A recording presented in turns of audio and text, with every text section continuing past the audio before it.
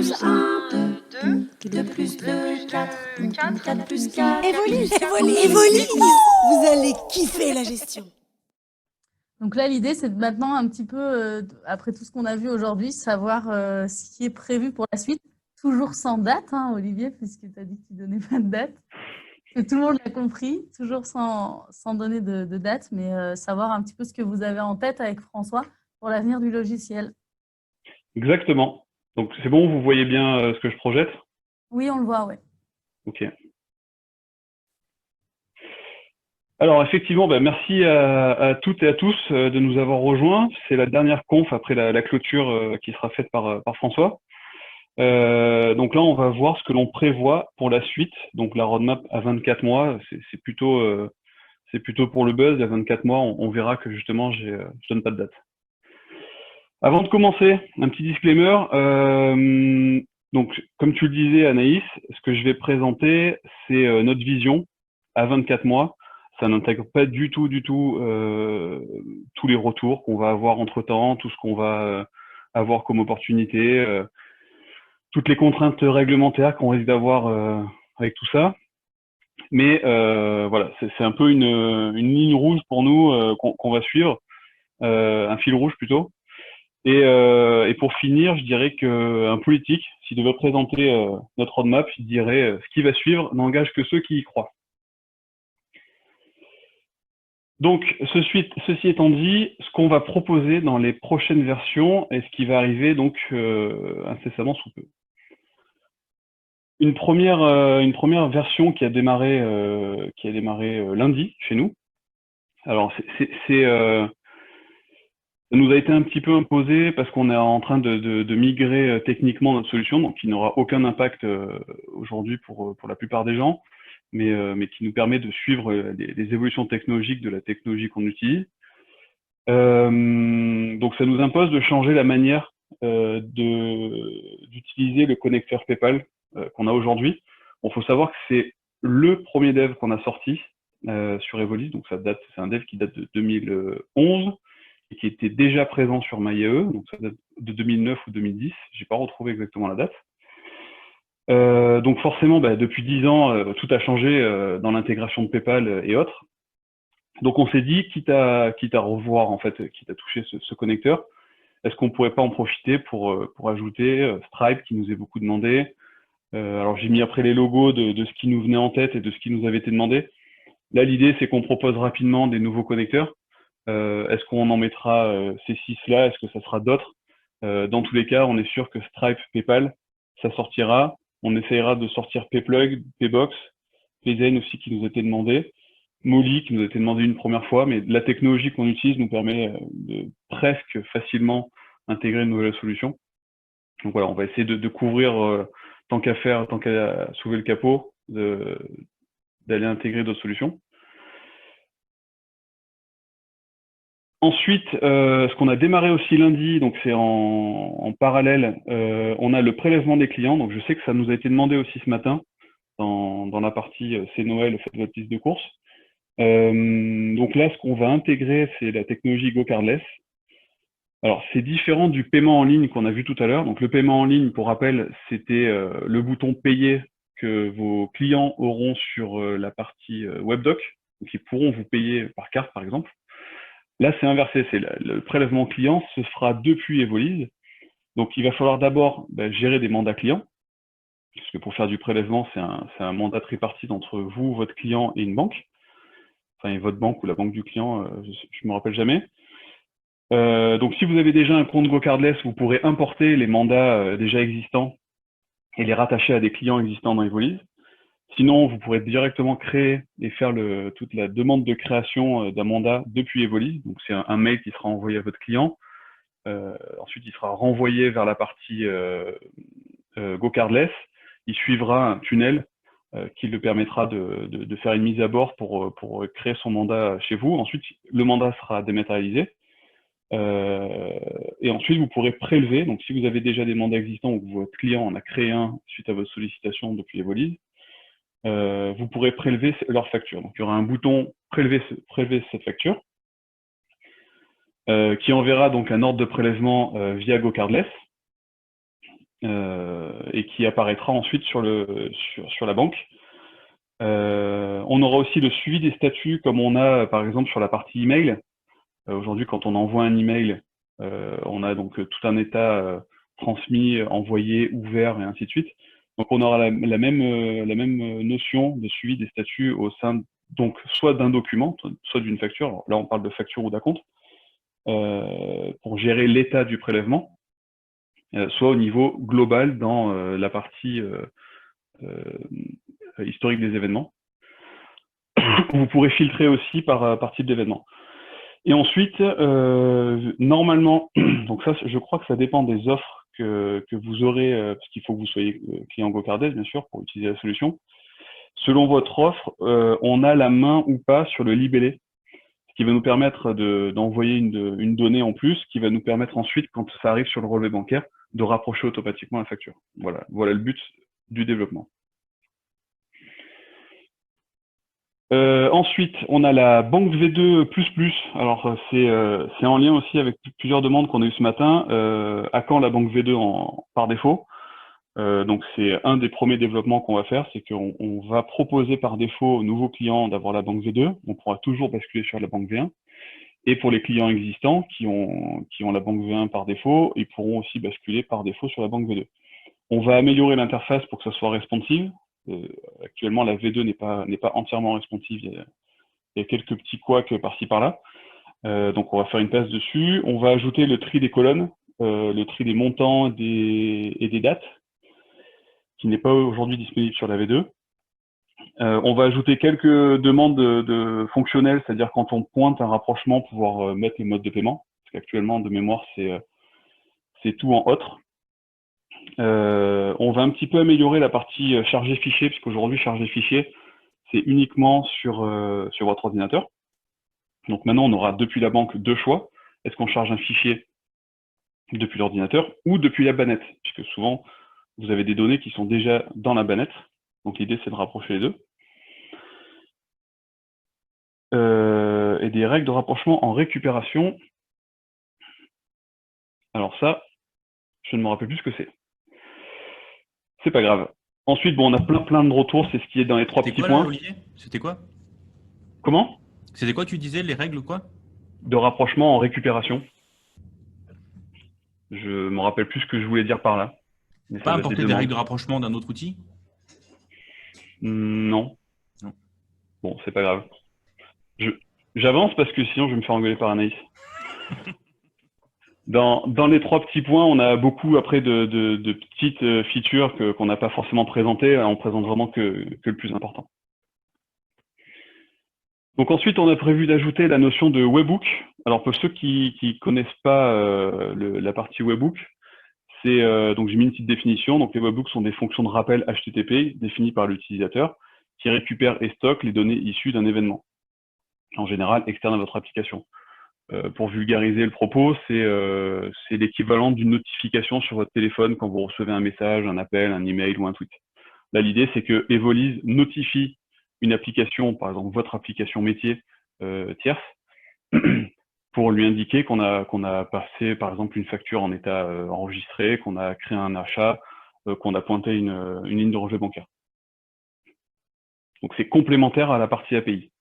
Alors, je vais vous expliquer rapidement quelle est justement la différence entre les deux.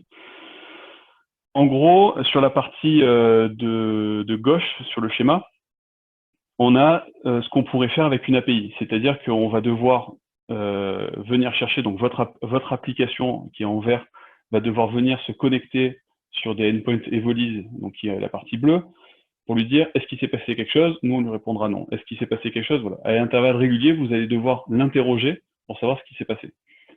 L'avantage des webhooks, c'est que c'est nous qui allons vous notifier dès qu'il y a un événement. C'est-à-dire qu'il y a très peu d'interaction et ça sera du temps réel. Donc, par exemple, notifier, comme je le disais, quand un mouvement bancaire est pointé, quand une dépense vient d'être créée. Alors, l'application de ça, un cas d'usage, ça pourrait être, par exemple, un logiciel de comptabilité moderne qui pourrait être en capacité d'écouter ce qui se passe sur Evolise. Donc, par exemple, dès qu'un document de vente, une facture à voir ou à compte est créé, automatiquement, un webhook qui part d'Evolise, informe votre logiciel de comptabilité moderne.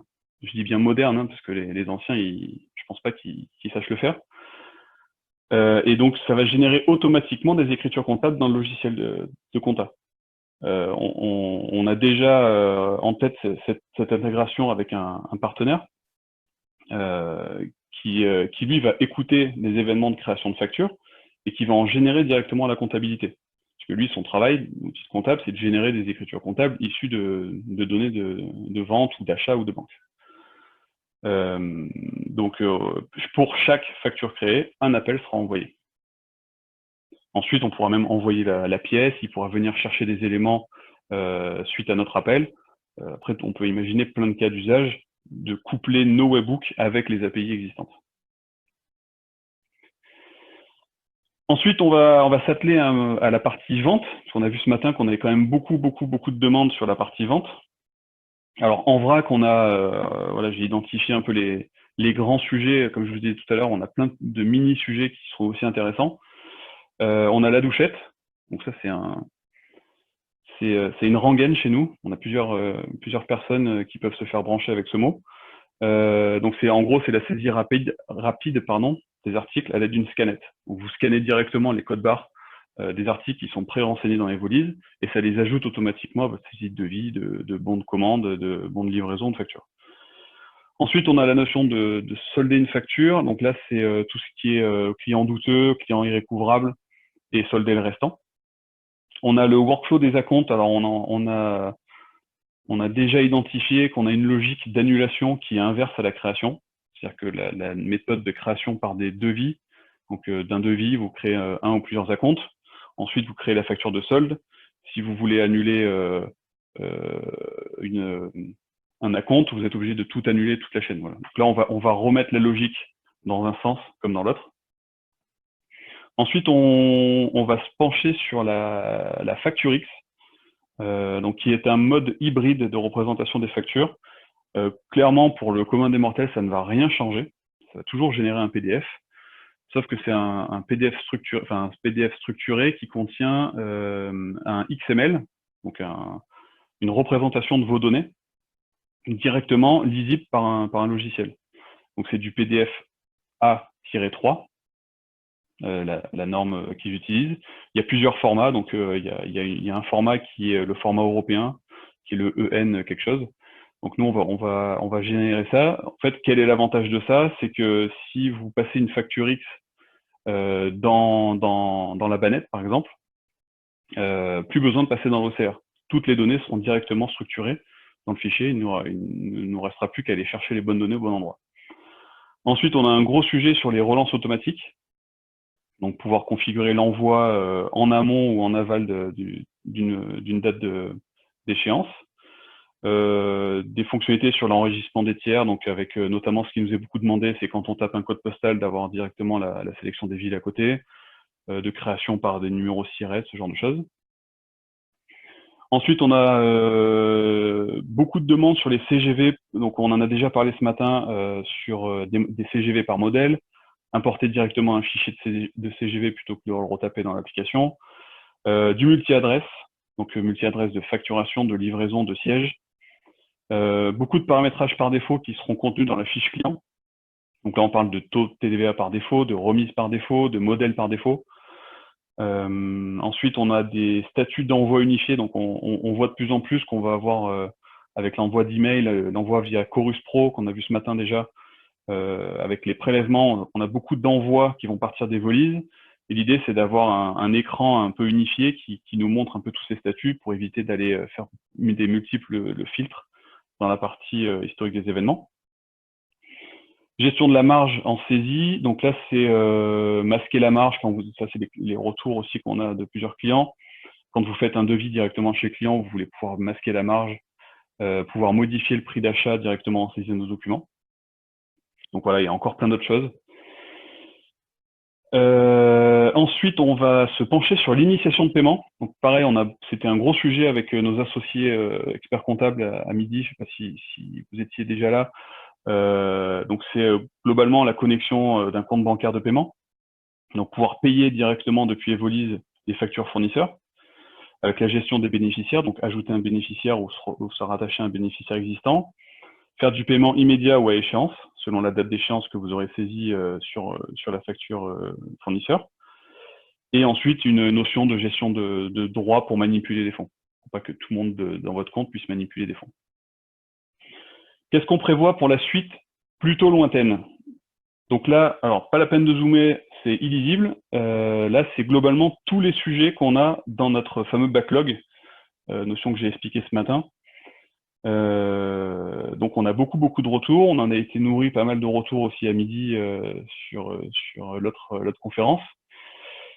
Qu'est-ce qu'on a dedans? On va avoir un boulot de refonte. Donc Anaïs l'avait annoncé qu'on recrute une personne UX/UI qui devrait arriver début juillet. Donc on a une refonte qui date de 4 ans déjà. Donc là l'idée c'est de se recoller aussi un peu aux nouvelles technologies, aux nouvelles manières de faire. On a eu beaucoup de choses qui sont arrivées depuis 4 ans. Donc on doit quand même améliorer l'ergonomie et l'homogénéité de tous les écrans. Donc voilà pour cette partie-là. J'accélère parce que je suis en retard. Et ensuite, on va passer aussi encore du temps sur la partie vente. Ça c'est quand même le nerf de la guerre chez Evolise. Donc la gestion des modèles de PDF qu'on va améliorer pour que vous ayez plus de souplesse sur la création des modèles. La facture électronique des devis et commandes, on en parlait ce matin, on a eu beaucoup de demandes sur ça. Et la gestion des champs personnalisés qu'on va augmenter en termes de comportement, donc pour pouvoir les exporter, pouvoir les lister pour les afficher dans les listes. Et après, pour les ajouter aussi sur des documents. Une notion d'article composé, multitarif, déclinaison d'articles, aussi beaucoup de demandes par rapport à ça. On va aussi se pencher un peu sur la partie RH. Donc là, l'objectif, c'est pas comme on disait ce matin avec nos associés, c'est pas du tout de faire un outil qui édite des bulletins. L'idée, c'est vraiment d'être comme pour la comptabilité, de gérer le quotidien, de gérer la matière première et ensuite de passer la main à un outil qui va gérer les bulletins de paye. Donc nous, on va être plutôt sur la partie variable de paye, absence, congé, et après API avec des outils de paye du marché. Et justement, la partie API, qui est le dernier bloc, donc on a les API en poste, donc c'est pour créer des données, les API en poste, contrairement aux API en GET qu'on a vu ce matin qui permettent de récupérer les données. On a beaucoup de sollicitations aussi sur l'affacturage, les mises en recouvrement qu'on avait dû lever pour des contraintes externes, des caisses enregistreuses aussi qui sont beaucoup demandées pour pouvoir importer automatiquement les aides de caisse pour éviter de les ressaisir. La partie e-commerce, donc on a aujourd'hui PrestaShop comme intégration, mais on a beaucoup de demandes sur du Magento, du OS Commerce, enfin, voilà. On va essayer d'étendre un peu la palette. Des CRM, du catalogue de prix BTP, outils de paye, donc on en a parlé. Bon, caisse enregistreuse, c'est une boulette. Et enfin, la partie comptabilité, donc on nous a souvent demandé l'import des écritures comptables. Donc, on verra si avec la partie compta en temps réel qu'on a expliqué avec la partie webbook, ça résout pas ce problème-là. Un cockpit de pilotage des comptes, on se rend compte que malgré l'interface multi-compte, on a quand même un problème de pilotage quand on a vraiment beaucoup de comptes. Gestion des à nouveaux et l'amélioration du prévisionnel de trésorerie. Et voilà. Bon, malheureusement, je pense qu'on n'a pas le temps pour des questions, vu que j'ai dépassé de 5 minutes. Mais si vous avez des questions par rapport à tout ça, pareil que pour tous les autres comptes, vous pouvez écrire à support@evolise.com.